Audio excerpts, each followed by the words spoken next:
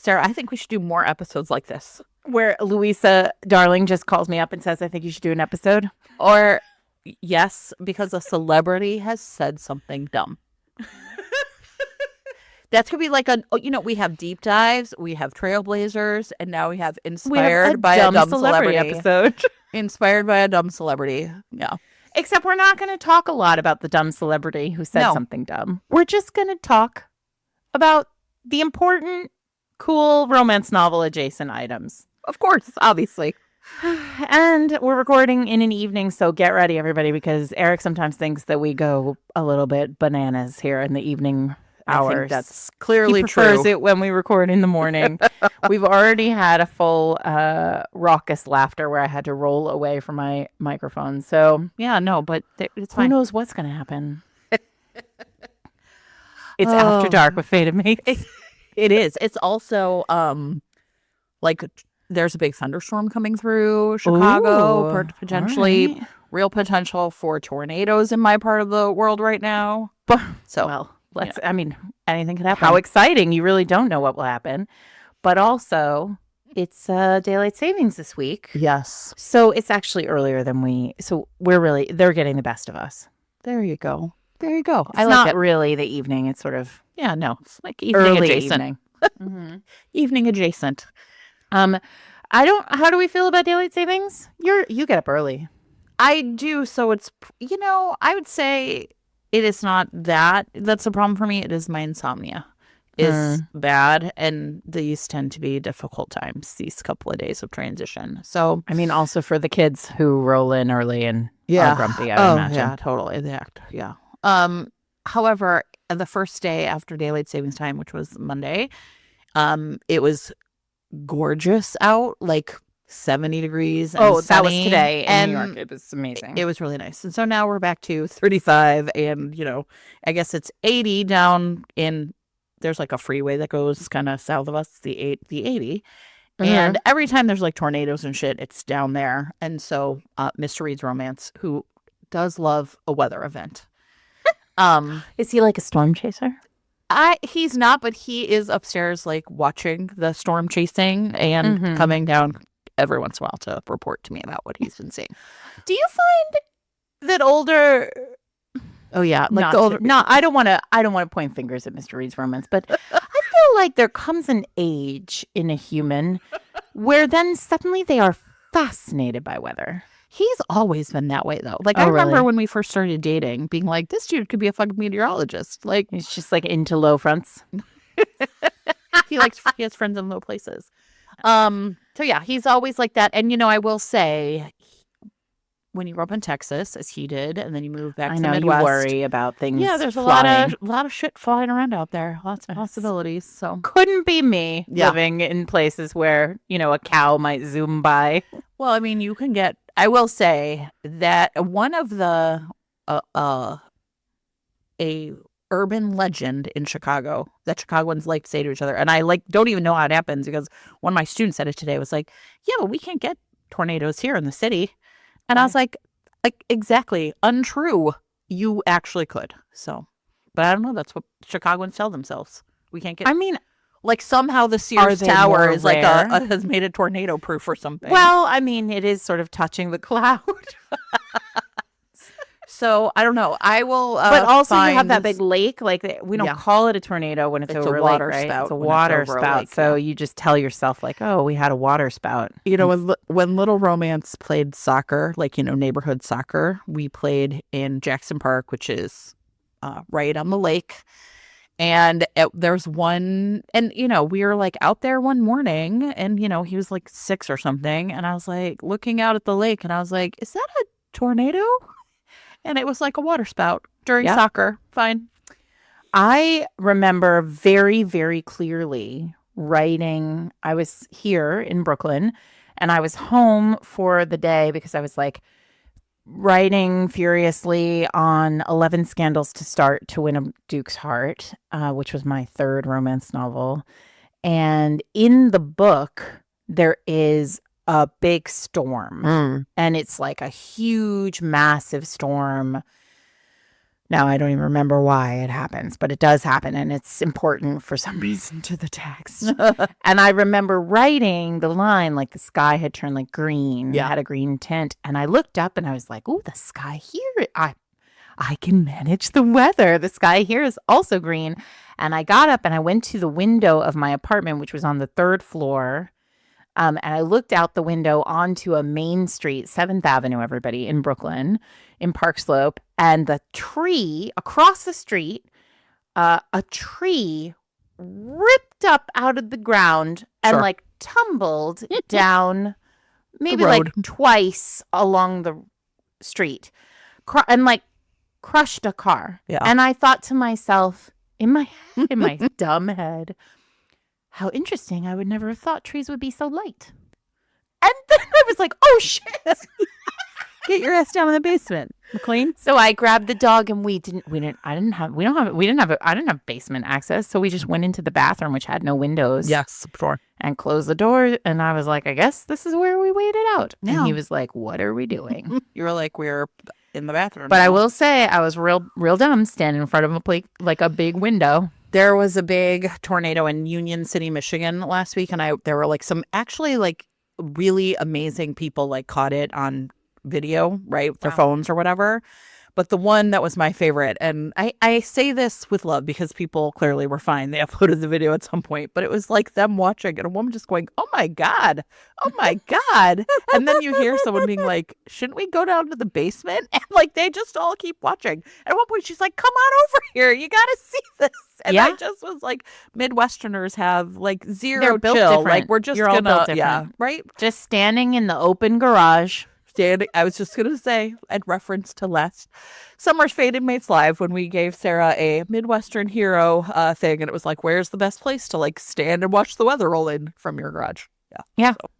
But Mr. Reed's Romance doesn't have a garage from which to watch but the we weather. do have a back porch, and sometimes So does he go out there? Yeah. And does he stand with his hands Up on hips? his hips and like His arms akimbo, Correct. as historical romance taught me when I was a tot. Same. I knew that word.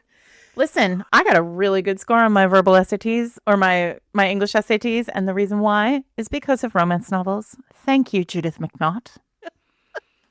Amazing. All right. Well, enough about the weather. Yeah, really exciting times. Sorry. Here. I mean, listen, a tornado is exciting. A Everybody. Come on. tornado is, in fact, exciting. It's got to be one of the top. It's like a top 3 weather event. Yeah. We won't talk about the others because Eric will be like, what the fuck, lady? What are the two of you doing? Everybody, welcome to Faded Mates. I'm Sarah McLean. I read romance novels and I write them. I'm Jennifer Prokop, a romance reader and editor. And this week, Louisa Darling, tell them what they've won. What was her great idea? Less than 3 hours ago, Louisa Darling called me on the phone. I like this. I do like a stunt episode of Faded Mates. I know. Everybody, how soon we pulled this together literally in hours. Yes. About 3 hours ago, Louisa Darling called me on the phone and she said, I think you guys should do opera singers and ballet dancers because of that dummy Timothée Chalamet. Yes. And I said to her, hey, listen, I think that's a great idea, but also I'd like you to know that everything I've ever learned about Timothée Chalamet, I've learned against my will. Same. I don't. And she said, me too. And I was like, but you know what? We should do an opera singers and ballet dancers episode because it's 8 seasons in. This podcast is free. And also sometimes a topic comes up and you think, well, that is one we could do, that we could have fun with, and that we would never have come up with on our own. No, absolutely not. That's why we need this more is all to celebrities. say, if you have our numbers, you can always call us. And just, or, some dumbass says something. We have a standing open request line. We also, for the record, have a standing open request line on the Discord, which you can join at fadedmates.net/Patreon, where a tiny amount of money every month gets you access to a massive amount of other romance readers who just want to talk about romance all the time. But also on the Discord, there's a channel called Ask Jen and Sarah, or episode topic requests. You can do it in either place. You can really do it anywhere as long as you tag us. And you can say, hey, we would really like an episode about opera singers and ballet dancers. Dumb celebrity statements. Yes. And so we don't have to belabor it, but what Timothy Chalamet said, like, do we have the exact? I don't have the exact quote, but basically he maligned the opera and the ballet as being something that people don't like. I have it. I'm ready. He was talking to apparently Matthew McConaughey, which another I don't know. Genius. Okay, but that man does love ballet because he was a part of the greatest dance movie that's ever been made. Right? So, it's fine. Wait, what's the greatest dance movie? Magic Mike. I'm sorry, I don't think of that as a dance movie. I think of that as a feminist text. Oh, fine. Okay. Anyway, these two dummies are talking, and Timothy Chalamet, which, by the way, the best absolute threads take on this was like, this person said, I don't think you should be able to make fun of ballet if both of your names rhyme with it. Timothy Ballet Chalamet. And I was like, you are a genius. Okay. This is why you can't quit the internet. Yes. Jen. Now, here's the part. He said, I admire people, and I've done it myself, who go on a talk show and say, hey, we've got to keep movie theaters alive. We've got to keep this genre alive.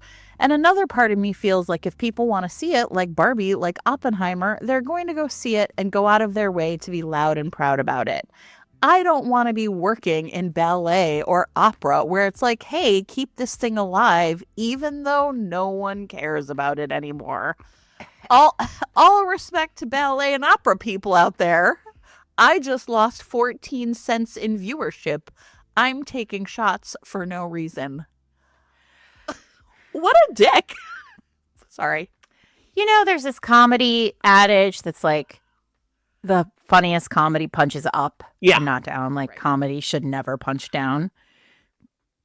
And I think that's really all I have to say about this, except to also say that, like, hey, Timothy Chalamet, movies wouldn't exist without that's right. opera it's and like the ballet.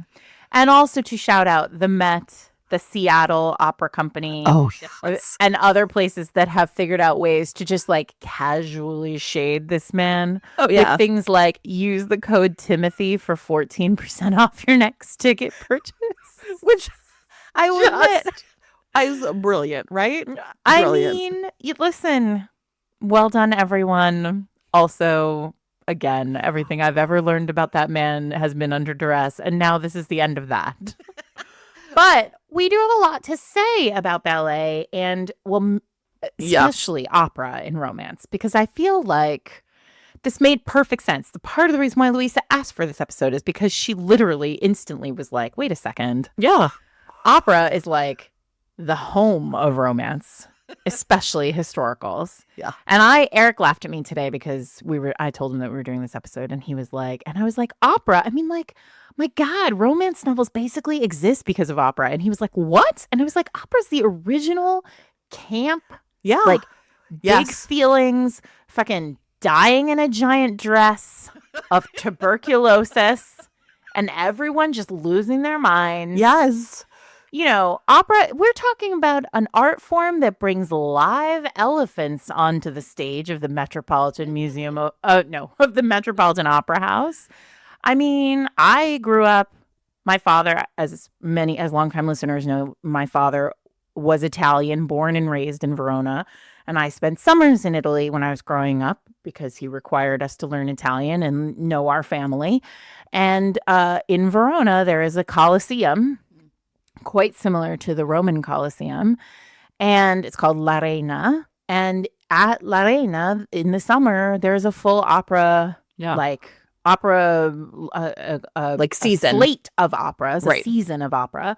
And like, I grew up sitting on like the steps of this like Colosseum eating, prosciutto on bread while my dad drank beer and like listening to, that sounds nice, some of the greatest opera singers in the world, many of whom, like, notoriously, I think it was Pavarotti, and I'll put this in show notes if I can find it, like, notoriously Pavarotti said, like, I won't sing at l'Arena because they didn't have mics when I was a kid. Like, they didn't mic them, and so you had to belt it out. Yeah. And also, the people in the cheap seats would throw their cushions if they didn't like you. So my point is opera is camp. Yeah. And romance loves it. This week's episode of Fated Mates is brought to you by the Romantasy Letters. The Romantasy Letters are so fun. This is sort of cooked up for Sarah McLean, who loves an epistolary romance. This is a literal epistolary romance coming to your actual mailbox in 24 letters over the course of a year. Each letter arrives. We are subscribers here at our house at McLean Manor. And each letter comes with a letter inside, a piece of, there's like a little booklet that's a chapter of the book, a letter from one character to another. There's stickers, there are maps, there's art, there's character art, there's journal entries. This is all done with like human writers, no AI involved whatsoever. And the current story is called A Treaty of Hearts. And it's about a mortal king and a fae star weaver bound by a blood treaty, forced to marry. And this kind of duty that has come between them, where they together are now responsible for uniting their worlds and keeping them both safe. It's fun. We're now 3 letters in here. I'm super into it. My daughter is really enjoying them, and it's really fun to like open the envelopes and go through all of the, new art that you get every week and keep the story alive. So we've been saving each envelope so that we can go back to them and look at things, and this is very cool. Super fun. So if you would like to have a romantic fantasy experience and bring magic back to your mailbox, visit romantasyletters.com. You can use the code FADED for 20% off your year subscription. And if your podcasting app supports it, you can click on the chapter title right now to be taken to their website. Thanks to Romantasy Letters for sponsoring this week's episode. It's funny because I've only been to the opera once, and it was actually a really cool experience because it was a Macbeth. Mm-hmm. That's fun. And it was here in Chicago, but it wasn't at the opera. It was at the Symphony Hall instead. Sure. And the reason I went is because one of my students was part of the Chicago Children's Choir. And this kid really loved singing, and she was really into it. And there was a part during the opera where the children's choir was up on like a balcony, like doing some of the singing. And so her parents were like, do we have an extra ticket? Do you want to come? And it was awesome. And the thing, though, that was really interesting is it was not a staged opera. Like, it was just like the people singing up in the front were like wearing a tuxedo and like you know what I mean? Like kind of formal wear. It was really cool, though. And I have always been like, I should go do that again, but I have not. So maybe one day. You know who is a big opera fan? Lori Muchnick. Oh, really? Yes. You should like to go to the opera with me. Yeah, because I love the opera, but my husband does not love the opera. In fact, one of the biggest fights we've ever had happened on the street outside of the Metropolitan Opera House. Okay, share. And Nick Cage, what happened? No, we don't have to okay. share. It was really very intense. I took him to the opera for the first time, or rather, he took me to the opera for the first time. It was his first time, but it was my 40th birthday. And he was like, I know you love the opera. I know you said you wanted to go to the opera all these times. He got a box at the Met. It was all very fancy. We dressed up. That's so fun. We went to the opera. And then he hated it. Yeah. And then he was like, I don't get it. And I was like, oh, God, what have I married? Well, a guy who loves music of all kinds. So anyway, I am kind of surprised. What's interesting is he is actually, everybody, a like really crackerjack musician. And he was just like, I don't care for it. And I was like, how could you? How could you malign this art form? Basically, Timothy Chalamet. Except not. Taller. Taller. So anyway, I do like the opera. Look, I just made you an opera friend. Lori is my editor at Kirkus, everybody, and she's great. So yeah. Also, fun fact, one of the things that I think a lot of people misunderstand about both the ballet and the opera is that in most places, these organizations are, in a lot of these places, they're nonprofit. And so there are always cheap tickets. Like you can get a ticket to an opera at the Met in New York City for like $15. Yeah. And, obviously you're not going to be in like the best seat in the house, but you will have a seat and it will be wonderful. That's pretty cool. So Anyway, all right, there you go. So when you think about the opera, though, okay, so outside of the real opera yeah, I and the don't real think about ballet, real opera when I write yeah. So opera. let's And I talk about do romance opera. write about romance opera. Romance Yeah, opera. and romance ballet. Yes. So romance opera, this really is the realm of the historical romance novel, although I do have a contemporary one that I'm going to talk about too. And the reason why I think it is because often, well, what I say is when I get stuck in a romance and I have people of means in London and I don't know what to do with them next, I often send them to the opera Sure. because the opera is a place of mystery and dark corners. Sure. And truly, it's a great place to send characters who like need private time together, but are not yet able to have private time without ruination. Sure. So I famously send characters to a box at the opera and then they, sneak out to do whatever shenanigans. Sure. And often, she'll head for the loo to powder her nose in the ladies' salon, and he will collect her on the way there or back, and put her into a wall and Yeah, well, of course, obviously. do the business in the dark. Okay, so I like that, right? It's like a place and I think they that's can a go. very common Yeah. use of opera in romance. Like, I feel like there are dozens of books where people just bang at the opera. Yeah. Sure. In fact, I'm sure I did not look for this, but I'm sure there is a Goodreads list of I did look. characters. I looked and it was, you know what? I don't think maybe I was as specific as not enough because we only had a few hours. So it was kind of it's like a fascinating exercise also in your own memory. This is always also fun for us. I did remember something though, not about the opera, but about a book about the ballet. And now I'm going to talk about Baby Jen as a reader. So there was, and it took me a while to run this down today. This actually is probably the most research I did was trying to figure out what this YA book was that I fucking loved. Because I was like, oh, all of a sudden I remembered that, I was a big rereader even as a kid. There were books I like really liked and I would sort of read and reread them. And I was like, there was one I loved about ballet.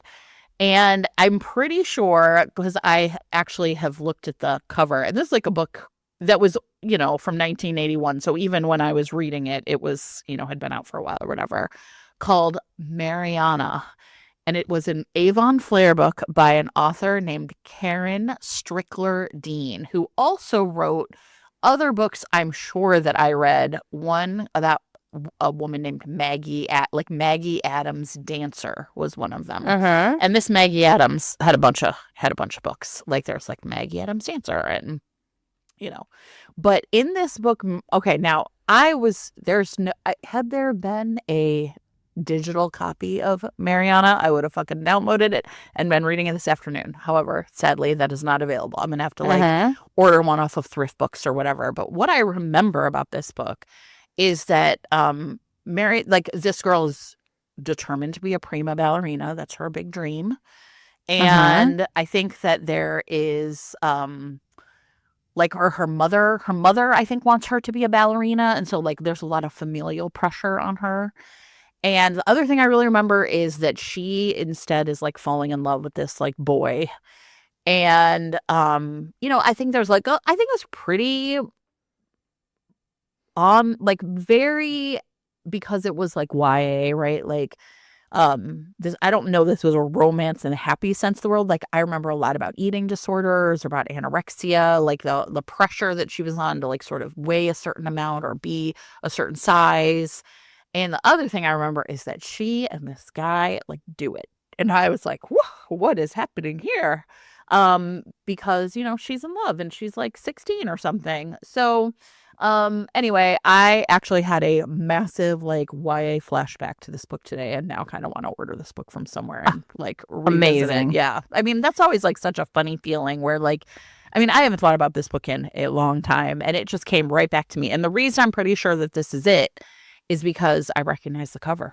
It's like this, ballerina in like sort of a filmy kind of blue dress Oh with her, yeah. with her Sure. point shoes on or whatever. So, Well, since we're talking about the books that, blooded us early on all of this, I feel like I got to talk about Mountain Laurel by Jude Devereaux. And I feel like also I should qualify that I don't know that I'm recommending Mountain Laurel by Jude Devereaux. I I mean, always say this, like, listen, I'm going to tell you the plot of it because it's hard. It's like burned into my brain, the plot of Mountain Laurel. It's probably, I think, the first bodyguard romance I ever read.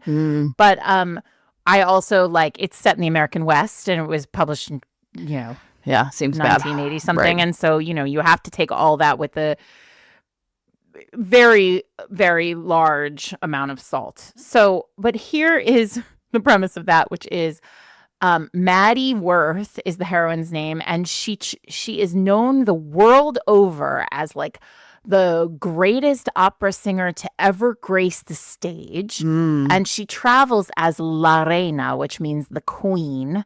And she is like a legend, an absolute legend. And for some reason, Maddie has decided that she is going to do, I mean, nobody knows she's Maddie. All she like, I think she like speaks with an accent. Like she like really puts it on. And she is in a coach headed west through like mining country in like the Utah, Colorado, the Jude Devereaux place. Because this is a Montgomery book. Ring Montgomery is the hero of this book. Obviously. Ring is hired to be Maddie's bodyguard. And basically, he is following her. He is like outriding her through the American West. He cannot stand her because she sort of fakes this. He sort of has her number right away, but she's, she's just sort of, she's spoiled, I mean, Jude Devereaux loves a brat, and Maddie is 100% brat. And it turns out that what the situation is here is that she has been like blackmailed by these bad guys. There's always some like terrible bad guy in a Devereaux book. And her sister, whose name is Laurel, hence Mountain Laurel, has been kidnapped, and Maddie has been tasked with going to 6 different mining camps and delivering like some mysterious letter to somebody in each of the camps. So she is going under the guise of like singing for miners, miners with an E. And but she's really there to like, romancing the stone, her sister, out of like whatever problem it is. They're, they have, it's probably was written right after Romancing the Stone, honestly, because it's now that I've literally, now that you're like, oh, I just said those words and now I'm like, oh, wait a second. Amazing. And like, this is like deep enemies to lovers. She thinks he's just like contemptible. He thinks she's just exasperating in every way and a big fat brat. And they, I don't know. And it's Jude Devereaux. They hate each other into like sex, and then that's sure. But honestly, like I remember every fucking word, like every beat of this book, and that's where the opera comes from, I guess, for me. Amazing. A+. I'll also say Mountain Laurel was not on my list until you started talking about that. So here's this. It's just better when we don't plan. Let's see how this goes at the end. Okay. So I don't know that anybody reading these books would agree, but you never know.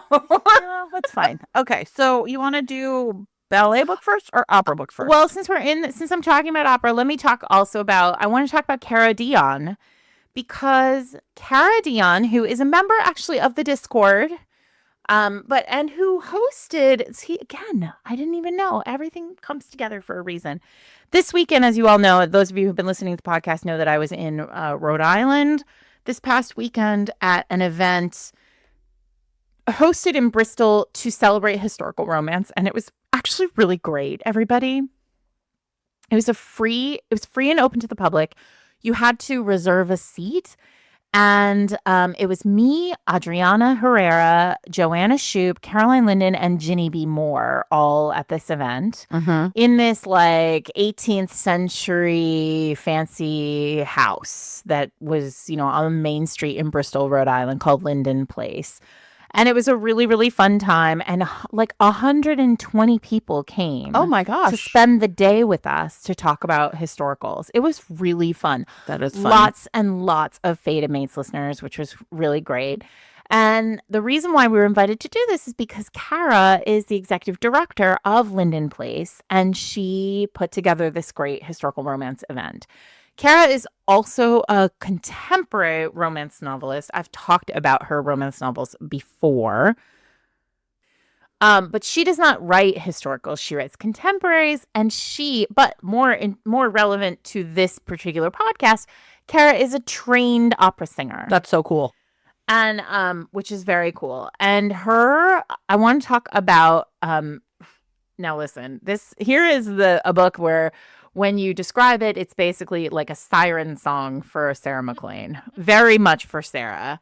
The hero, so this is a professor-student erotic romance. Game over.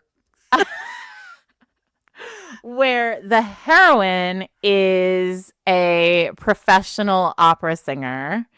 And, and the hero is an alpha kind of professor who is training her, who is like her like opera teacher. Mm-hmm.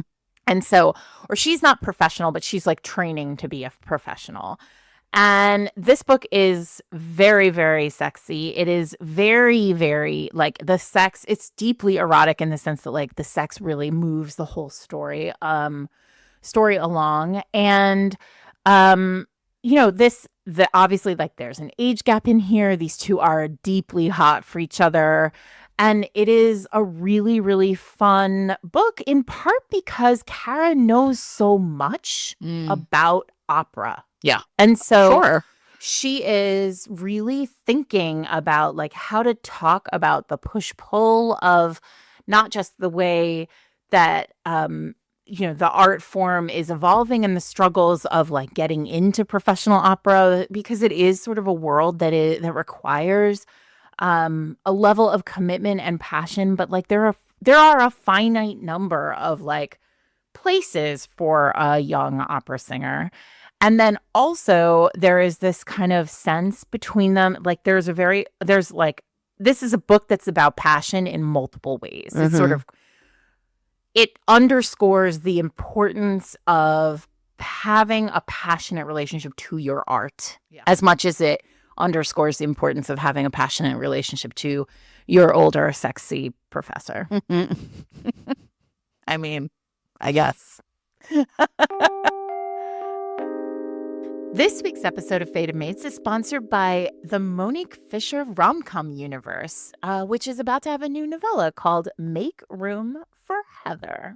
All right, so if you want to get yourself ready for Make Room for Heather, the first thing you need to do is check out just all of her really fun books. I believe we have talked about Hot for Teacher on this podcast, but She's a Baddie is the first book in the Decadent series, which has to do with a Christopher Rossmore essentially wants to run his family's winery, but he is competing with his estranged father's gold-digging fiance for the job.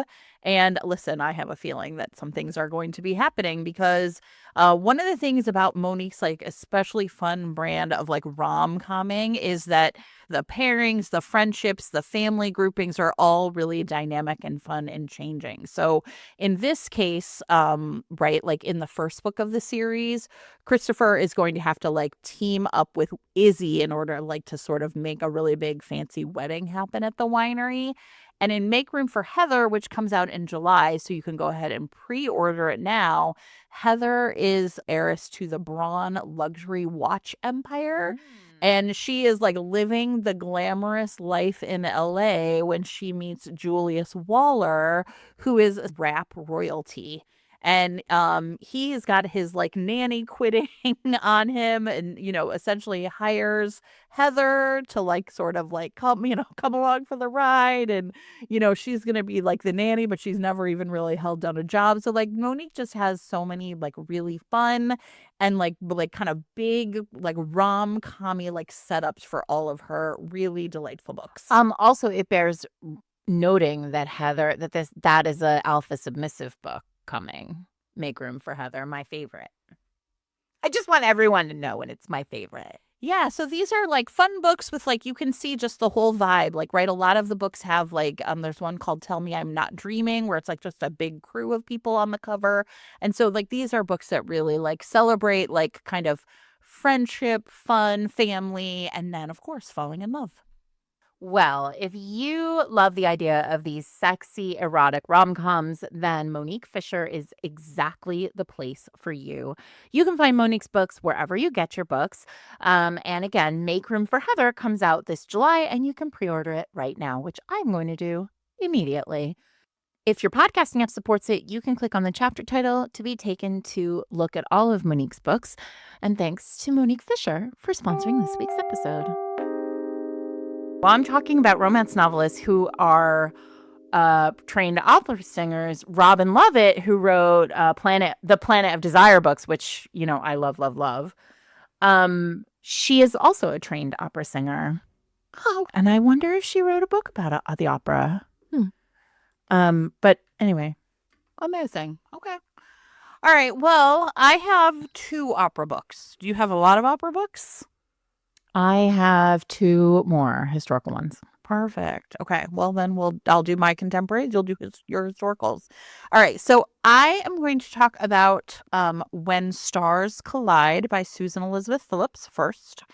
In this one, it is part of the Chicago Star series. Thad Owens is, I don't know, he's like benched, I think, and he is I like many of this one is probably like 3 or 4 books back in the Stars series. And this is actually like kind of where I like came back online a little bit with this series because I was really interested in it. A lot of the Chicago Stars books to me take place sort of on like the periphery of Chicago, but this one, Olivia Shore, is a opera singer with the Chicago Municipal Opera. It's called, I think, in the book or whatever. And a lot of it takes place around, like sort of the opera house in Chicago, which is right on the river. And in this book, Thad and Olivia essentially are both going on a kind of like a marketing kind of tour, right? Like, so Thad has been, injured, and I think is like now going to be riding the bench. He's not going to be the starting quarterback or whatever his position is anymore. But he has like an endorsement deal, and she is the other side of this endorsement deal. And I think there's some sort of Chicago tie-in, like basically like here are 2 of Chicago's best people or whatever. And so what happens is they're going to like go out on this like kind of publicity tour. And part of the reason that Thad is like kind of down with this is because otherwise he'll have to mentor the young quarterback essentially taking his place. And he's like, what, that fucking sucks. Like, let me just get out of here. Now Olivia is actually really also struggling.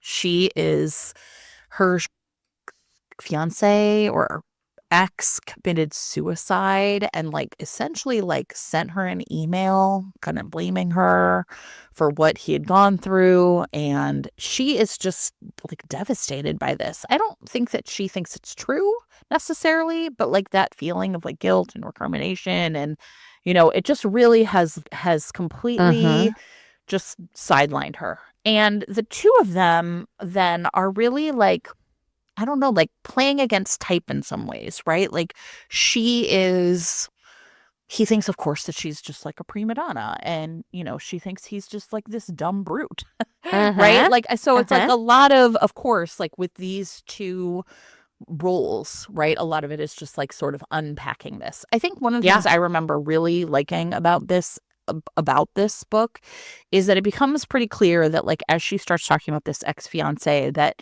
I think he was also a singer, or there's some sort of way in which he was expecting her to like kind of put her career second to his.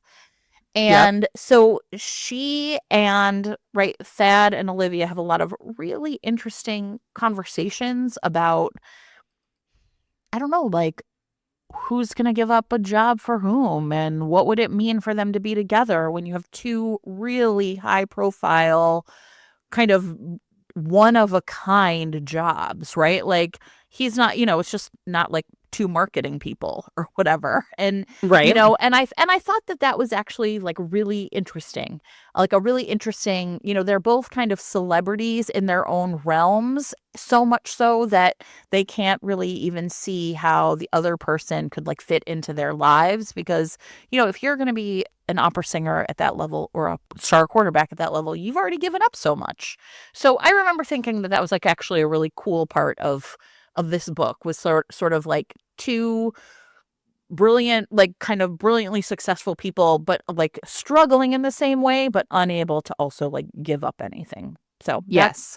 that's When Stars Collide by Susan Elizabeth Phillips. Okay. I want to talk about Duke of My Heart. So, in historicals, there by Kelly Bowen, Duke of My Heart by Kelly Bowen, and I think I've said many times on the podcast, like I think Kelly Bowen really just was a star when she was writing historical romance. And one of the things that I really love about historical and the way historical plays with opera singers is they live in this kind of like in between space between obviously like these are scandalous women, right? Like they Mm-hmm. are performers. The whole world looks at them as, or the whole kind of upper class looks at them as like the very best an opera singer can hope for is to be like a mistress to a powerful man. But the reality is like they are also incredibly powerful by virtue of being like talented performers. Mm-hmm. And they hold this kind of really interesting space because oftentimes they come from lower classes, or they're illegitimate or whatever, and they become performers. And it gives them the kind of freedom to run around, right? They don't need chaperones. Thrown off the shackles of societal expectation, but they also hold a lot of power, you know, because they see the world in a very different way, Mm-hmm. right? So in this book, Duke of My Heart, the heroine of this book is Ivory Moore, and she was a very, very famous opera singer. And now she is the main uh, fixer. She has an organization called Shigar and Associates. And this is basically like Scandal, but the TV show, but make it Regency. Nice. And the book begins with this like great moment where she is, I mean, chapter one, she arrives to a family home of, a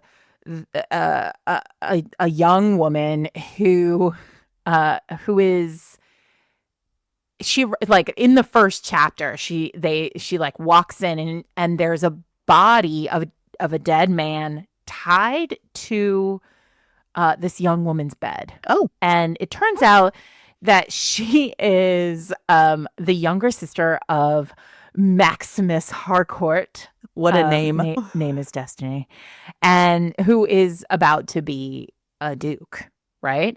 And so what's fascinating about this is the maid instantly, like when this young woman discovers that this man who she's been kind of like she's been having relationship with is dead and tied to her bed, her maid sends not for her brother Max, but for Ivory. Mm-hmm. because Ivory can get rid of the body and help them sort of like sort this all through. And now she's there and she sort of like pulls on her gloves and she's like ready to take control and like fix the situation.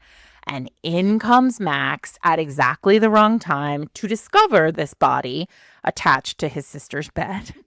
And and he is like, what? And there's this great moment where Ivory turns and looks at him and she thinks to herself, oh shit, this is a very attractive man who I am deeply inconveniently drawn to.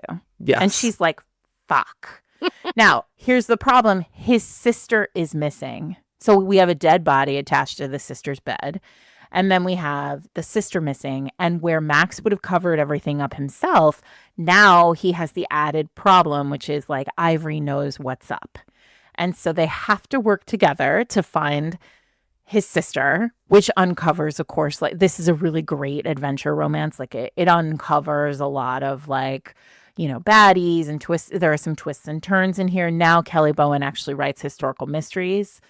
And Max is sort of regularly overwhelmed by how brilliant and beautiful and talented Ivory is. But getting back to the opera singer piece of it, this is a woman who is very used to hiding her feelings and her thoughts and like putting on a show. Mm-hmm. And so she is able to really hide a lot of the things that she feels in this book. She is in a lot of ways, she plays the role of the cipher in his point of view, like when he is dealing with her.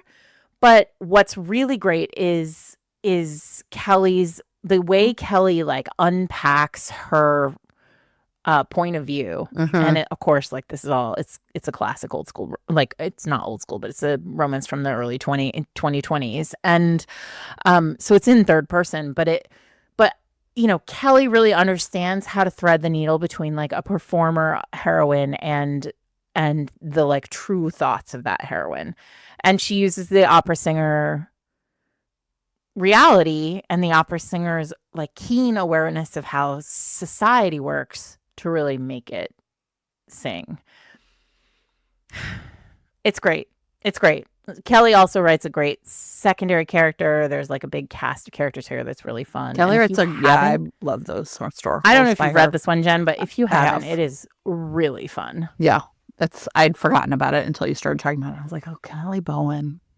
Yeah. Kelly Bowen. Louisa this afternoon when she asked me about it, I was like, oh, Kelly Bowen. And she was like, is she good? And I was like, she's the best. You got to go read this. This week's episode is sponsored by Lumi Gummies. Consistent, mellow, and super delicious, Lumi Gummies are specially designed to make you feel good, not stoned. Whether you're looking for an end-of-day de-stressor, a midday mood boost, or getting the best sleep ever, Lumi Gummies has a strain that's right for you. Jen, would you like to know a fun fact? I would. Yesterday, we were out and we were talking about gummies in relationship to whether or not it is ethical for you to take a gummy before you go and watch your child's middle school play. And I discussed with the answer, by the way, that we came up with was no, we should not do that. But everyone, just so that if you work at my child's middle school, just know I did not take a gummy before I came to the play. But also, I then did the full intro to the Lumi Gummies ad for my sister in a bar. And I did it perfect. We A+. are big fans of Lumi Gummies here. I personally, the best sleep ever thing is really where Lumi and I are buddies. Where Lumi shines. Lumi shines in my life. Because this is something, so I'm a person who can fall asleep, but then often wakes up in the middle of the night. And so that can be really hard because it's so frustrating. You're not truly awake. All you want to do is go back to sleep, but that can be a really hard thing to do. So what I do is I take a gummy and then I put on an audiobook, a romance audiobook, please, everyone. Sometimes I put on like one of those podcasts that's just like the sound of rain falling. And I just find that like the combination of these two things just like helps me drift off to sleep in the most pleasant and amazing way. Well, If you also would like to drift off to sleep in a pleasant and amazing way, you can get Lumi Gummies nationwide. Go to lumigummies.com, that's L-U-M-I gummies.com, and use the code FATEDMATES for 30% off your order. Again, that's lumigummies.com, code FATEDMATES. Lumigummies.com, code FATEDMATES. Thanks to Lumi Gummies for sponsoring this week's episode. I'm going to be delighted to tell you about this. This is a book that I've really never quite figured out like where to slot in. And so when you said ballet and opera today, I was like, I can finally talk about Midnight Duet by Jen Comfort, which is a Phantom of the Opera kind of like. Nice. Okay, listen, I'm going to say something, which is like, I think I saw Phantom at one point. I have no memory of it. I do think I have like one song with like Kelly Clarkson singing a Phantom song with like Josh Groban or whatever. So like I'm reading. I like actually looked up the like to kind of remind myself of some of the plot. Like, and there is like someone who left a very specific Amazon review listing all of the references in the book to Phantom of the Opera. All of this went right over my head because I'm an idiot, but I fucking love this book, and it is.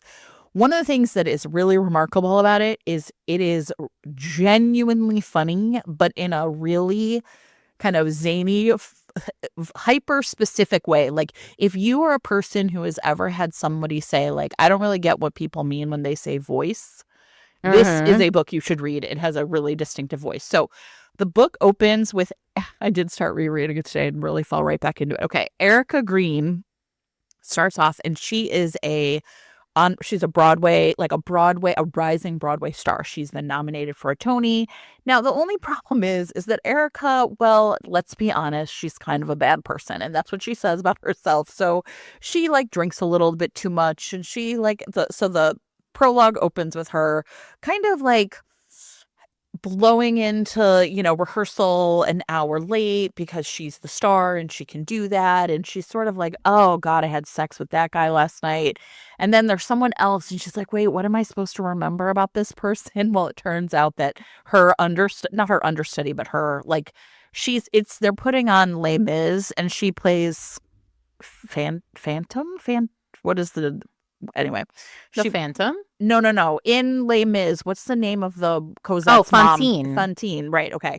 So she plays that role, and the actress who plays her daughter, who plays Cosette, is like actually engaged to like the guy she slept with, and she was like, oh shit, that's what I was trying to remember. So already, I don't know, I'm kind of like laughing my ass off. It's really funny. And then she goes out to like hit her like kind of spot on the stage to start singing when a stage light falls on her and basically like fucks up her face, right? So now she's all scarred. I'm sorry, it's not funny, but I get it now. Okay. You get it now, right? Okay. Yeah. So, okay, 2 years later, the book picks up, and Erica has inherited her great-grandmother's opera house, the Paris Opera House in Paris, Nevada. And she's trying to make a go of it, essentially like getting tourists to come through because she's like basically like it's haunted. Now she is about to lose it to foreclosure because there's all this like tax lien and all this, whatever. So she's in real financial crisis when she gets an email from a guy named Christoph Day.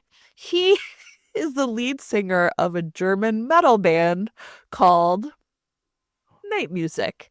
And he and his band want to like night music. Exactly. Well, it's like Nacht music is probably how you'd say it if you were German. Now, Sarah, I've got to tell you, like this sounds pretty delightful. It is delightful, but like it's such a very specific kind of humor, and apparently it is my kind of humor because I laughed my ass off through this entire fucking book, right? So anyway, he and his band want to record their next album in America because like everyone in the band is like convinced that if they want to like have the right vibes, they actually need to record it in like a haunted place. And Erica's, Paris Opera House is also a bordello where a murder took place. So she's like, it's haunted. So they all show up and they're going to like essentially like record their next album, write and record their next album in her opera house. And essentially like wacky hijinks ensue, right? Like, so he like walks in it's like he's carrying his guitar like over his shoulder, and she's like, who the fuck actually does this? But he's so handsome, and he sees her, and of course, her hair is hanging over her face because she's scarred, and he's basically like, she just looks like a total badass. I don't know, it's really funny. That does So sound really fun. it's just like, I don't know. I think this is a book that really like picks a very specific kind of humor, a very specific kind of like these characters, right? Like, here he is like this, like really, I don't know, like controlling because he's the band's manager and the singer or whatever. And, he's got his ex, girlfriend was part of the band, but she's left the band and he doesn't want to tell the other bandmates. I mean, it's just, okay. Sarah, she has two pet rats and their names are Javert and Jean. And Hmm. I was like, if you say that's funny, and I did, then I think this sounds really great. I'm it going to download this right now. it is I delightful. love it. And so, of course, then, there's an evil developer who's trying to steal the theater from her. And she's, of course, now that the girlfriend's out of the band, they have extra room and she's this trained singer. And, you can all see where this is going. But the wacky hijinks of it takes place in a haunted bordello in Nevada, and it's a hair metal band. I mean, like after they have a big fight, he's like really upset. And then he's like, can I borrow your mascara?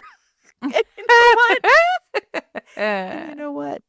Yes is the answer. Yes, you can. So that's Midnight Duet by Jen Comfort. It is a delightful, delightful read if you have my sense of humor, apparently. It's Amazing. great.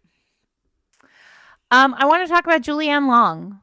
So, do you remember her book After Dark with the Duke? It Oh was yeah. recent, and it had that great like The green robe cover. on the I think cover with that's the Kate's fur. fave. It's pretty delicious, and this is another age gap. Yeah. Everybody knows I love an age gap. Sure. So, Mariana, the heroine, is an opera singer, and this whole series is set in like a boarding house that's run by some, kind of goofy women. And it's called the Grand Palace. And Mariana, the setup is right at the, sort of start is she's an opera singer. She's known now. She has a kind of terrible nickname because her ex-lover thought she was, being too free with her favors. Ooh. And he fought a duel with another man. And of course, as with all things patriarchal, like duels, the person who came out with the short end of the stick was actually Mariana. And she was sort of nicknamed the Harlot of Haywood Street. Mm. And she needed to get gone and lay low for a little while. So she ends up in this boarding house, which for romance reasons includes there is another person in the romance. And so she gets there, she doesn't have any money. And she says to the owners, like, I don't have any money and I'm really stuck and, whatever. And the owners say, okay, well, you're pretty famous and you're, a well-known opera singer. So we'll give you free room and board and say a safe place. And like, we won't tell anybody that you're here if 1 month from now you perform like an opera concert here, like to draw more attention to our place. Sure. So she's like, cool, yes. So she ends up she ends up like in this place, and the other person staying in the boarding house is James, who is Duke of Valkirk, and he is hiding away because he has writer's block. Relatable. And he's basically like, I need to get away from being a duke to write. And Sure. so he's taken himself off to this boarding house, and they now are together. And this is a very kind of Julianne Long setup because that's kind of the whole ball game. Like he teaches her Italian, and they like, talk a lot. And it is a Julianne Long slow burn, which means it's very sexy, despite the fact that they're not actually doing it until, sort of later in the book. But ultimately, when they do it, it's just really, really, really sexy. And I mean, this book also sort of explores this question of how does, a woman get past a reputation like, harlot, Mm-hmm. right? So essentially, it's interesting, like I said, he teaches her Italian, and Julianne Long uses these kind of like quiet moments of instruction to really dig into what the meaning of, his of their relationship is. Like, she uses these like moments to really lay both characters bare. Mm. And when she does this, there's sort of this revelation that um the heroine has really is struggling with who she might be, if not, like, what happens if she can't go back Yeah. to this space where she is both powerless because of course she's a woman and she is perceived as, I mean, a step above a sex worker, and also deeply empowered by being a really respected singer. And Mm-hmm. so, this whole thing happens. And then layered on top of this is this like, he's a duke, she's an opera singer. They cannot end up together. Mm. Like, that's just not how it works. Yeah. And so he has to, the sacrifice is really clear. The grovel is the sort of sacrifice that he needs to make, and the grand gesture he needs to provide to her in order to prove that, like, he wants her even though she is a opera singer, and he wants her because she is so talented and so brilliant and so smart and so learned and, like, so quick and clever and all the things. And it's really lovely because, I mean, the part of the joy of romance novels, historicals, is this kind of Cinderella story of like, anybody can catch the Duke. Yes. And like make him sacrifice title, fortune, future for love. Yeah. And that's what Julianne Long does really beautifully in her books. And then, this was a great one. After Dark with the Duke by Julianne Long. This week's episode of Fated Mates is brought to you by Blue Box Press, publishers of Kristen Ashley's River Rain series, the first book of which is After the Climb. So this whole series has had a complete repackaging, new covers, fresh, just like a fresh facelift from Blue Box Press.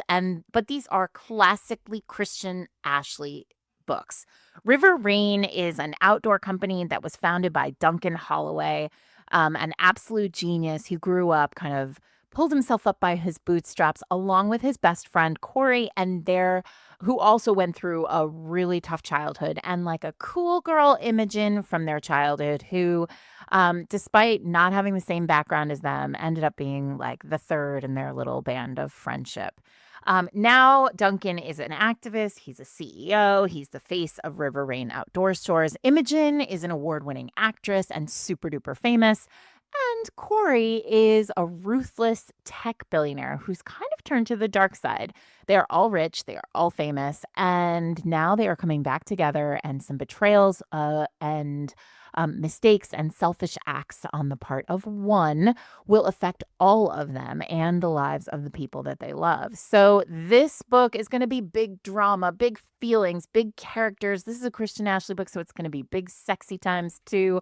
And you're going to watch Duncan and Imogen find their way back to each other, find forgiveness, navigate some really fierce betrayals, and really start the River Rain series off with a bang. Okay, so I was also going to say that you're definitely in a Kristen Ashley book going to get some big hair. And I think that's a nice thing. So if you would like to check out After the Climb or the rest of the River Rain series, they are available wherever books are sold in print, and audio. If your podcasting app supports it, you can click on the chapter title right now to be taken to the River Rain page of your favorite website. Thanks to Blue Box Press and Kristen Ashley for sponsoring this week's episode. Okay, I don't have any more opera ones, but I do have I don't either. some ballet I'm on ones. to ballet. I'm on to ballet. Timothy Ballet Chalamet. Okay, so I am going to talk about Second Night Stand by Corellia Stetz Waters and Faye Stetz Waters. And these two authors, I believe, are married to each other. So Hmm. this is actually like a really fun romance. So in this romance, we have two women who are essentially like dancers, but in very different ways. Okay, so Lillian Jackson is the lead dancer or was a ballet dancer and now essentially has her own company, and the company highlights Black dancers, right? So she's a Black ballerina. She knows the struggles of Black women in this kind of like really rarefied like world of ballet. And so, this is like something that is like just like really near and dear to her heart. But she has learned essentially that they're going to like lose their funding. And so they what ends up happening is they end up essentially like her backers, or she and her people or whatever, decide to enter her into a reality TV show kind of competition where that will have $1 million prize, and essentially if she wins, she can like save her ballet company. um but in the run up to this, Lillian is like super controlled, but she's like, she likes to have a nice time with another lady, but she just can't handle relationships. So she basically just does like one night stands, right? Like no reason to get involved, no reason to, have feelings or whatever, like just one and done. And so she has this really great one night stand with a woman named Blue. And this is like a real, like, she's really curvy. She's got blue hair. Like, they have a great time together. Well, what would you know, Sarah? But when they get to the reality TV show competition part, Blue, it turns out her real name is Izzy Wells, is a burlesque dancer. And she is, of course, performing in the same reality TV show. And she is trying to essentially win the money to save her troupe, her burlesque troupe, which has, if I remember correctly, like a really cool, like, I mean, this is like the problem with, no memory. You have to like do it all from memory. Is like, I think if I remember, like, it's like a really body positive, like no audition. If you want to do burlesque with her troupe, you can do it.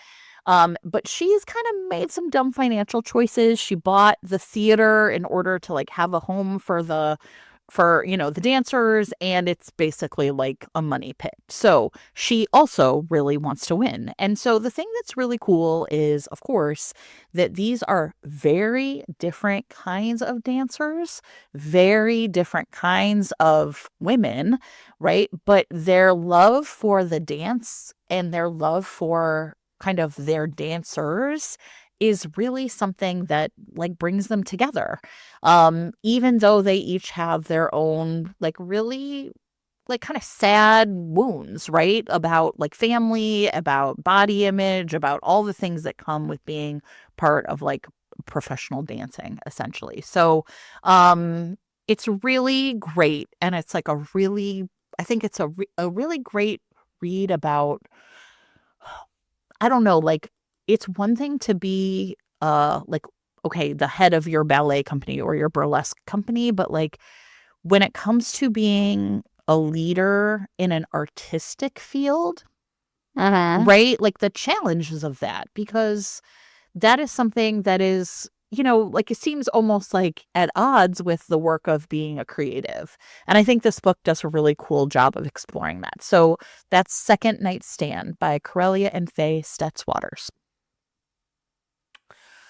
I think it's impossible to talk about ballet without talking about Chloe Angel, Of course. whose series Dancers Down Under it begins with Pas de Don't. Mm-hmm. And they all have these like clever little cover Oh, yeah. little puns.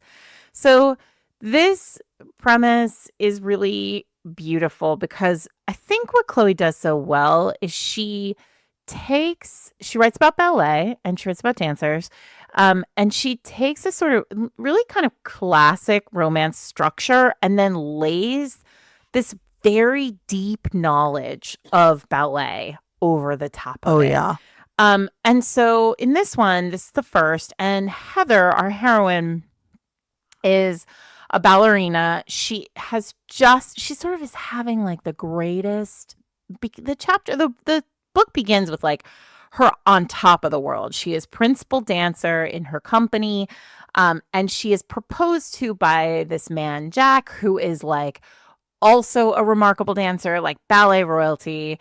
And it just seems like everything's coming up roses for Heather. Simultaneously, Marcus Campbell is an Australian dancer who is also tremendously talented. And we see right out of the gate, I mean, like 3 pages into this book, we see him destroy his Achilles tendon on stage. And so he is in immense it and the chapter is really kind of grueling, Mm-hmm. and he is in so much pain, and he sort of has this awareness that like this pain is like nothing he's ever experienced before, and also it is going to be potentially the end of everything he's ever dreamed of, right? So we have these two characters who are really like running completely different lives despite being both ballerinas. And then, time skips forward, and Heather discovers, a friend of hers sees that her boyfriend is, or her fiance is cheating on her. They're like, the friend took photographs. There's this kind of, again, very kind of brutal scene where we see Heather recognizing that like that piece, the love piece of her life, is definitely not going to give her the happiness that she was hoping for. She's really nervous about her career because she is principal dancer, but part of the whole kind of legend now of Heather is that she is engaged to Jack. So like, who is Heather as a person and as a ballerina without Jack, her fiance?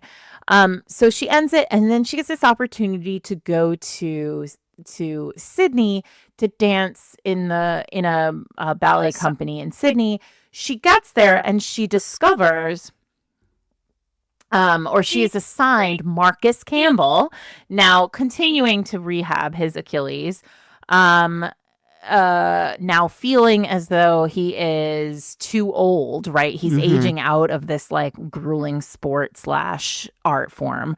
And Marcus is assigned to take Heather all over Sydney and like basically show her the new city that she lives in, right? He's her tour guide. It all works out really well in the sense that the ballet company has a very strict like dancers can't date policy, so there's a kind of instant tension between them there. There's also kind of this very real awareness of what ballet does to your body. Yeah. And how the work of ballet is really destructive in a lot of ways, not just to bodies, though that's certainly Marcus's arc, but also to your life in general, to your reputation, there's such a constant threat of like Heather having to navigate, power within ballet, men who feel like they can lay claim to her in some way, the kind of, the realities of being a woman in ballet are very startling. And I think Chloe is a trained ballerina. She knows a lot about this world. And I think it's a good example of how romances can really say a lot about a sport, an art, a life that we don't know anything about.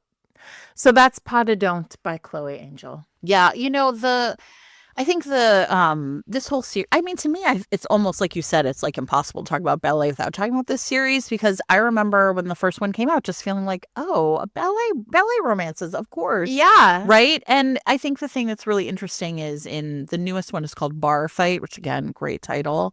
The middle one is Point of Pride. Yeah, right. Is that it starts off with Justin, who is, like essentially the lead or whatever, like just getting a the shittiest review of his dancing, basically calling him Mm. soulless, you know? And so then the thing that's fascinating is it's just like the copy of the article. And then, you know, the book starts like 5 years later. And of course, all you're thinking is, whoa, like what happened, right? Like, how did Mm-hmm. we get from that article to 5 years later? So I think it also is really interested, this series, in just sort of like I don't know, like I think, you know, you are so determined to like make it in this one field, but then like how your life, right, like it goes on beyond it. I think that's like very key in like a football romance too, right? Like it's interesting to me, like I also have a football and a ballerina romance Mm-hmm. to talk about, which is funny because I do think like there's this sense of like these are books that really,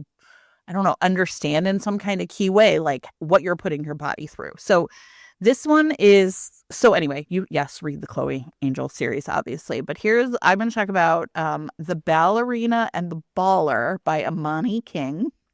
And I, again, like sort of really like pulled this one out of my memory, but and then I like fell into rereading. I was like, oh yeah, this is a really fun book. So it starts off with Anna, who has just achieved her lifelong dream, essentially, of being a prima ballerina at City Ballet in New York. Like, this is all she's ever wanted. And on her first, like, night dancing there, she injures her foot. And that actually is not on page. Instead, the book opens with her essentially coming out of the physical therapist's office. And this is, you know, the premier physical therapy kind of place in New York City. Um, Kind of understanding that she's been doing physical therapy now for, I don't know, 4 or 5 weeks, and that, you know, it's not getting better. And she is just like devastated because she's like, I cannot believe I achieved the thing I wanted in life. And then maybe I will like not be able to dance, or I'll have to do something, you know, do I have to do surgery if this doesn't work out? So she stumbles into like a very exclusive bar and meets a really hot guy and oh, no, I know. She's on the on the corner, and a woman's like, "Honey, you know, honey, are you okay?" And she's like, "Yes." And she, you know, she's like, I just had a terrible day. And the woman's like, you know, just go somewhere and have a drink and find a man. And Anna's like, okay, like, good idea. So she meets this hot guy at the bar, and he like starts to introduce himself. And she's like, no names, just first names only. So it's Anna and Troy. And she's basically like, she starts to like hyperventilate. He's being really kind to her. He takes her outside. He's like, I just think you need some air. She's like, do you live near here? And he's like, yeah. She's like, let's go back there. Like, let's just fuck. That's what I need. Uh-huh. And this guy's like, sure. And I'm always like, is it that easy? But it is in romance. So they go back to his apartment. They have unbelievably great sex, of course, right? And then, you know, even the next morning, like I think she like falls asleep and, you know, like gives him a blowjob the next morning and then like disappears. And he's like, you know, of course, obsessed with her. How can I find her? But, you know, he is a quarterback, and he's, you know, in the NFL, and he is about to enter into a like fake engagement, like for publicity reasons, with this actress named Kaylee. So he's like, I can't even really find Anna, like it's just obviously not going to work, until he like blows out his knee. And then where is he going for physical therapy, Sarah? But the same place that Anna is. So he sees her. And she thinks that he has like followed her there because Uh-huh. she's like, I'm famous. And he's like, no, you don't understand. I'm famous. Right. And so they end up, it's actually really interesting, like kind of having another night together. But then he basically is impulsive and stupid, and he like takes her out. Now remember, he has a fake engagement for publicity reasons, and he takes Anna out, and there is a photographer there, and like they just go through the paparazzi grinder. Mm. And the thing that's then really interesting, and this book makes, I think, like a really interesting choice, is essentially then we like sort of diverge where Kaylee, the actress he's in the fake engagement with, is like, I'm gonna fucking sue you. Like, you signed these papers and then you're out this woman, and so you're gonna have to Mm. like clean up your fucking image. And he's like, okay, I will do that if you leave Anna alone. And they end up like, he ends up being forced to like pretend he's in rehab, and there's, you know, he kind of disappears for a while. Meanwhile, Anna is just at the mercy of the paparazzi and he has no idea. And so he finally like kind of gets out, it's like a couple weeks later and like he gets his phone back and he's like, holy shit. And he tries to go to apologize and she's basically like, fuck you. And she like throws him out. I don't know. It was just really, I was kind of delighted by the whole thing. And then it's finally Kaylee who's like, you're a fucking idiot. Why are men are so stupid? So there's like a lot going on in this book. I thought the pacing of it was very interesting. And also it's like a really short book. I mean, I think I reread it this afternoon in maybe an hour. So it's not like super long. And I think it's because of the way that it is inverting not only like a regular romance timeline, but really like Troy basically ends up looking like a real doofus. And it's Kaylee, the one he's like fake fiance to, who's kind of like, what is wrong with you? Like, why are you so stupid? Like, what you want is for your life to be easy. And you think that you made a series of choices that were going to do something, but what you really did was made your life easy. And I was like, thank you, Kaylee, a hero to us all. So anyway, it's great. Anna, there's a lot going on there in the back end. There's just like lots of plot. It's like a fire hose of plot in this short book.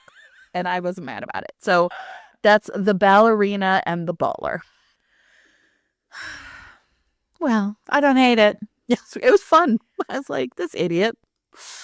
Okay, I want to talk about Neva Altaj. Oh, yeah. I want to talk about Broken Whispers, which is an arranged marriage mafia romance. We've talked about this one. But it's fun. Have I talked about this one already? Well, I think we did arranged marriages, but I think you should talk about it again. Well, I should talk about it again because how many? Also, I'm not sure I talked about the ballet part because that's the best part. There's so much else to talk about.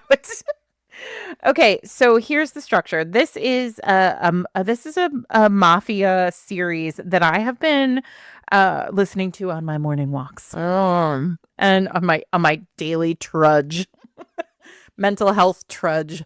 Okay, so this one begins with Mikhail is like a scarred beast of a man that doesn't love and can't feel and is relentless and powerful and punishing, and everybody's terrified of him. And he's Russian. And we meet him for all of this. We meet him like in the back of the Seattle Opera House where Swan Lake is being performed. Sure. And he it's not really, don't worry about how he gets in there, but he does. Every day, every night, he goes to the performance of Swan Lake and he sneaks in the back and he stands there and he watches this ballerina do like her thing on stage. And then he sneaks out before she can see him.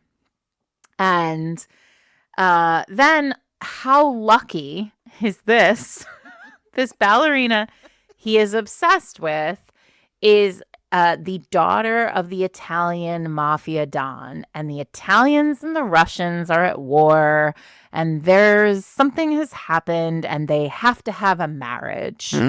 And she is like, her dad is like, you're going to marry this guy as somebody, you're going to marry one of the Russians.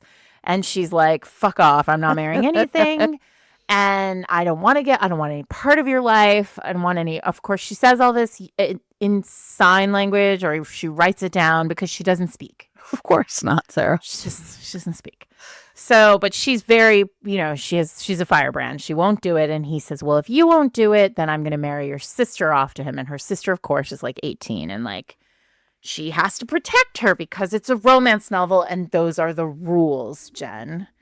And so she's like, fine. So he's like, oh, okay, well, I guess I'll send word that you'll marry like whoever the Russian Don says you have to marry. But you're pretty, I'm not sure that anybody will want you. Like, look at you. You're just some skinny stick bug ballerina. And so the Russian Don calls in all his people and he says, all right. And he like points to like the nicest one. And he's like, so you're going to get married and you're going to marry this woman. And the moment Mikhail hears who it is, he's like, Oh. he's just feral. He's like, I'm going to marry her. Nobody touches her. I marry her. And he grunts basically a lot. And then they get married. And she's like, hey, I think you're hot. Like, I think you're big. And I love your hands the size of dinner plates. And he's like, don't perceive me. I'm ugly and brutal. And then she's like, I like your gym. And he's like, don't perceive my gym while I'm in there. And then but like, he thinks to himself, he says, you can use my gym, but you can't come in there. And especially not when I'm not wearing a shirt. God, I love this series so much. He's scarred. I mean, and then but she does go in there because she dances in there. And then, surprise, surprise, Jen, he is the like loving uncle of a child whose mother has died. And he loves her. That's right. Or like, wait, it might actually be his son, his child, his daughter. I can't remember. It might be. It's not important. The point is, he's basically this child's father.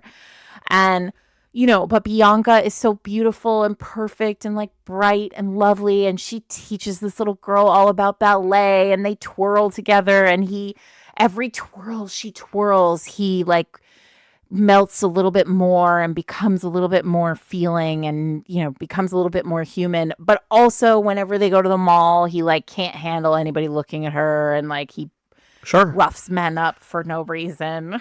It's very feral and very like primeval.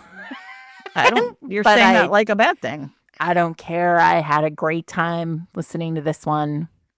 Apparently there's one later in the series where like she just needs to be full all the time after they do it. I haven't gotten to that one yet, but I am looking forward to it. So, yeah. So listen, that's Broken Whispers by Neva Altaj about a mafia ballerina. Okay. Who doesn't speak. Sure. And the Russian mafia enforcer who is obsessed with her. I mean, I don't have anything to add. I mean, it seems really plausible. I mean, of course. Do you have other? I feel like we should talk I have some rapid fires. How about that? Well, are we going to talk about Kresley's ballerina? I mean, obviously you should do that. Okay. Well, I just think that somebody messaged us on Instagram on Threads or Blue Sky saying where should I begin? With Immortals After Dark. And you were like, dark and no, and you said, you answered before I saw it, because I think it was Blue Sky. I'm never over there. And you said, we always recommend that you skip the first novella and you start with A Hunger Like No Other. Yeah.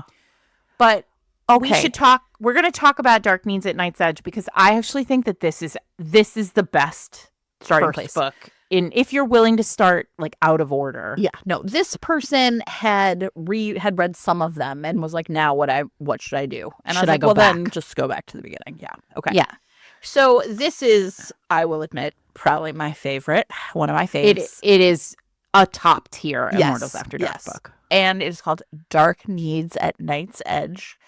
And in this one, sweet baby Conrad Wroth. Our sweet baby Conrad Wroth. He's so sweet. He's so sweet.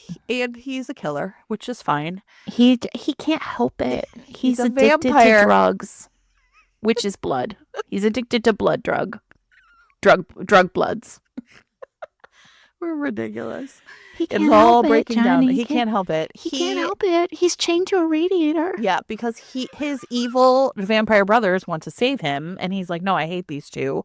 And that's complicated. There's complicated family dynamics among these brothers. I mean, who among us? Who among us? And so they essentially buy a abandoned New Orleans mansion, as one does, to chain him up to the radiator. Because he has to dry out everybody, poor baby. And there's no better place to do it than an abandoned so sweet New Orleans. I mean, mansion. What's this house? What's the worst that could happen? What, the house is haunted? It is haunted, Sarah. And it is haunted. It is by haunted, Naomi Laress, who is a ballerina, who was a ballerina in the and 20s. in the 20s. And she essentially, we hear the sad tale of how she came to be murdered and now haunts the very house that he is in. And he can see her and she can see him. But no one has ever seen Naomi, like, Right. since she died. This Yeah. is, I mean, imagine. Yeah. She's been dead for like 100 years. And no one's ever been able to see her before. And all of a sudden he can. And now my sweet baby Conrad can see her. Listen, this book is a god tier. I don't even want to say anything more. I really feel like you can't, except to say, writers out there, pay attention to the way Cressley uses tense. Oh, yeah. Yeah. Yeah. Because this is the way we should be thinking about tense. Yes. Not just like, hey, what do readers want? Yeah. Right. No. Right. Think about read this book and think about tense. Yeah. It's great. The whole time. It's great. So anyway, we love this book. So yeah, that's like eventually he gets unchained from the radiator and he takes a shower and it's freaking great. She's got like a hidden room full of treasures. She's so broken. Beautiful. And My so two is he. Broken babies. Yeah, it's great. It is great. It's terrific. I feel like we can't. I mean, I feel like the reason why I said rapid fire is because I do want to mention that Jessica Kane has a ballerina. Sure, of course. And it's called "Do Me a Favor." Do me. Sorry. And it's about a ballerina. Obviously, it's Jessica Kane, so she's like 18 years old. Sure. And she is being coached by this like freaking terrible person, like a terrible, terrible man, who says she's like mediocre and terrible and like, but it's not true. She's actually like incredibly, remarkably amazing at ballet. And for some reason, again, sort of like Jessica Kane reasons, which I think are even like, that's like a special edition of romance reasons. Yeah, it's true. For Jessica Kane reasons, she gets like, she's like at practice with her coach and he gets mad at her and then he like kidnaps her away and like throws her into like a room in an abandoned warehouse where he keeps his brother hostage, I think. I mean, this is and listen, the brother, what I'm learning from this is like ballet and opera both require real fucking dramatic storylines. Yes, exactly. Camp. Yes, of course. He's chained to a radiator. Of course, he's chained to the basement. This is basically chained to a radiator. Of course, it's in a bordello that is haunted with an evil develover. Exactly. Course. This is an abandoned warehouse. Oh, and basically the coach says, because she has stars in her eyes and like wants to fall in love, and the coach is like, no love, because only ballet. And I'll cure you of wanting love or wanting any relationship. I'm going to throw you into this abandoned warehouse with my beast of a brother who basically has like a mattress and like a thermos. And a cock. Sorry, everybody. The thermos is less important. They're probably going to have to hydrate after all the things they're about to do, Sarah. Listen, according to Amazon, this book has 69 pages, and of course it does. No notes. No notes, Jessica Kane. And I don't remember what happens in it, but I will tell you, I bet that he talks a lot about breeding her. Sure, of course. So if that's your thing, you're going to have a great time. Well, listen, Timothée Chalamet, you're welcome to say something dumbass anytime you want. Look at the wonderful episode that has fallen into our laps. And you know what it is? Like, it was so fun to do this today. And really be like, here are books. Like I said, this Gen Comfort book, I have really had in the back of my mind, like, where am I going to talk about this book? And Timothée Chalamet, you are a garbage human. But in this case, you did us a solid. Please don't tell me anything more about this man. I don't want to know. And I hope Michael B. Jordan wins the Academy Award this weekend. Make it so. We are talking in the past, but in the future in which you're listening, that's probably already happened. Oh, is it? Will this be after that? Yes. Well, Michael B. Jordan, listen, I'll tell everybody my little joke about Michael B. Jordan. As you all know, I think I've talked about I told you the story about Sinners before on an earlier episode. And I was not aware that Michael B. Jordan played twins, whom Jen refers to as Michael A. Jordan and Michael B. Jordan. No, that's Sarah. That is literally what it is in the fucking credits of the movie. Really? Oh, how clever. Well, let me tell you something. They got it wrong because it was Michael B. Jordan and Michael C. Jordan, and the C is for cunnilingus because one of them goes down and he knows exactly how to eat a meal. Oh my God. And that's what I'll say about that.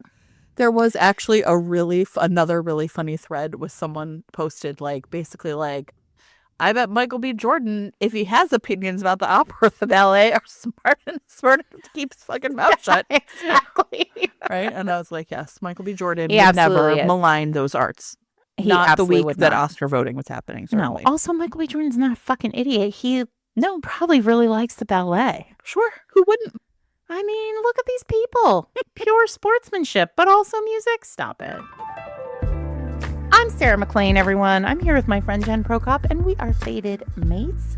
You are listening to us maybe on a Wednesday. That's when we drop our episodes every week, and you can listen to them wherever you get your podcasts.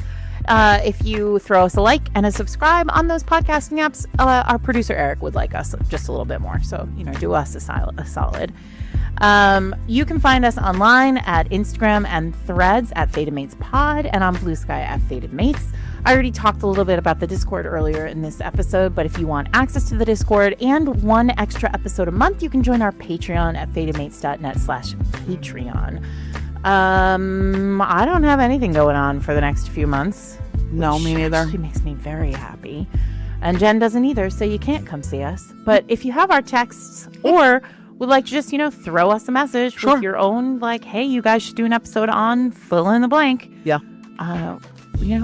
We're not above taking other people's requests. And that is what we have to say about that. We hope that you are listening to the opera or going to the ballet. And in general, forgetting that man really exists. The only person you really need to think about right now is Nicolas Cage loving the fucking opera and wanting Cher to be his date. That's it. Yeah, he loves the opera. He loves the opera, and he loves her, and he just wants them to be together for one night, Sarah. Somebody recently told me that the movie White Nights holds up. Really?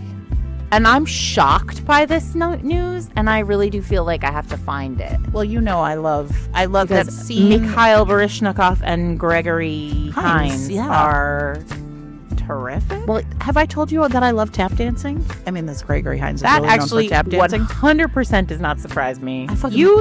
If somebody said to me, "What is Jen's favorite kind of dancing?" I would say tap. Wait, and I okay, did not know all right, that. everybody. We are an hour and 30 minutes of this, but I'm going to say one thing, which is Eric's like, "What the fuck is happening?" No, I'm just going to say one thing, and I'll save it for later. No, yeah. Fine. Is my colleague, my dance teacher? It's a post-credit. Yeah, it's a post-credit sequence about how much I love tap dancing.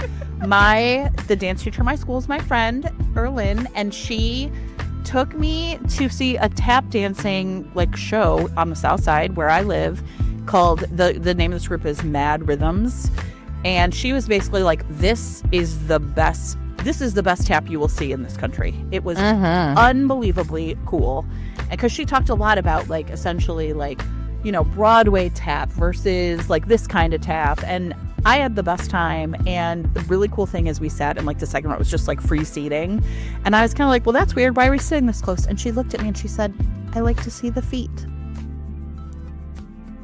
Perfection. She's a dancer, and it was terrific. And the other thing she said is, when you're watching tap, she's like, one of the ways you can tell how good it is by closing your eyes and listening, because if they are all on point, they are gonna, it's hear gonna them be all at the one same time. sound.